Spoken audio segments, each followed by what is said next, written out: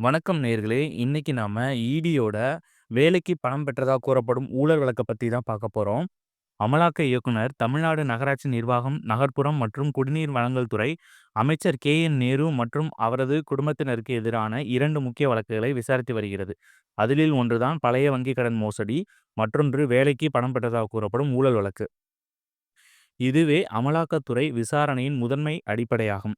அமைச்சர் கே.என். நேருவின் சகோதரர் என். ரவிச்சந்திரன் தொடர்புடைய ரியல் எஸ்டேட் நிறுவனமான ட்ரூ வேல்யூ ஹோம்ஸ்க்கு சொந்தமான ட்ரூடாம் இபிசி இந்தியா பிரைவேட் லிமிடெட் நிறுவனம் இந்தியன் ஓவர்சீஸ் வங்கியில் இருந்து பெற்ற சுமார் 30 கோடி வரையிலான கடனை திருப்பி செலுத்தாமல் மோசடி செய்ததாக கூறப்படுகிறது. இந்த நிறுவனம் காற்றாலையின் மின் திட்டத்திற்காக கடன் பெற்றதாகவும், ஆனால் அந்த நிதி தொடர்புடைய பிற நிறுவனங்களுக்கு, குறிப்பாக டிவிஎச் குரூப் ஆஃப் கம்பெனிக்கு திசை திருப்பி விட்டதாக இடி குற்றம் சாட்டியுள்ளது. இந்த விவகாரம் தொடர்பாக சிபிஐ 2021 முதல் தகவல் அறிக்கை பதிவு செய்து, இதன் அடிப்படையில் அமலாக்கத்துறை பண மோசடி தடுப்புச் சட்டத்தின் கீழ் விசாரணை தொடங்கியது. இந்த வழக்கில் அமைச்சர் நேருவின் மகன் அருண் நேருவும் சம்பந்தப்பட்டிருப்பதாக தெரிகிறது. இருப்பினும், சென்னை உயர்நீதிமன்றத்தின் தனி நீதிபதி ஒருவர் கடன் வங்கியால் தீர்க்கப்பட்டு விட்டதால் இந்த வழக்கை ஜூலை 24, 2025 அன்று ரத்து செய்தார். இந்த உத்தரவை எதிர்த்து அமலாக்கத்துறை தலையிட முயன்று வருகிறது.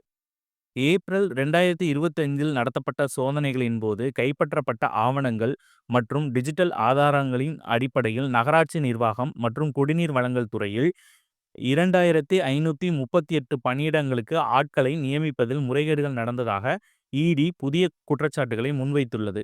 அரசு வேலைக்காக தலா 25 லட்சம் முதல் 35 லட்சம் வரை லஞ்சம் பெறப்பட்டதாகவும், இந்த ஊழலில் அமைச்சர், அவரது சகோதரர்கள் மற்றும் நெருங்கிய உதவியாளர்கள் ஈடுபட்டுள்ளதாகவும் இடி தனது 232 பக்க அறிக்கையில் தமிழக காவல்துறைகளுக்கு தலைவரிடம் தெரிவித்துள்ளது. இந்த விவகாரம் குறித்து விசாரிக்க தமிழக காவல்துறையிடம் கோரிக்கை விடப்பட்டுள்ளது. அமைச்சர் கே.என். நேரு இந்த குற்றச்சாட்டுகளை முற்றிலும் மறுத்துள்ளார். அது மட்டுமல்லாமல், அமைச்சர் கே.என். நேரு மற்றும் அவரது குடும்பத்தினரின் இல்லங்கள் மற்றும் அலுவலகங்களில் அமலாக்கத்துறை ஏப்ரல் 2025 சோதனைகளை நடத்தியது. அமைச்சர் மீதான குற்றச்சாட்டுகள் அரசியல் உள்நோக்கம் கொண்டவை என்றும், சட்ட ரீதியாக இதை எதிர்கொள்வோம் என்றும் திமுக தரப்பு தெரிவித்துள்ளது. இந்த வழக்குகளின் விசாரணை தொடர்ந்து நடைபெற்று வருகிறது. மேலும் அமலாக்கத்துறை கூடுதல் ஆதாரங்களை திரட்டி வருவதாக கூறப்படுகிறது.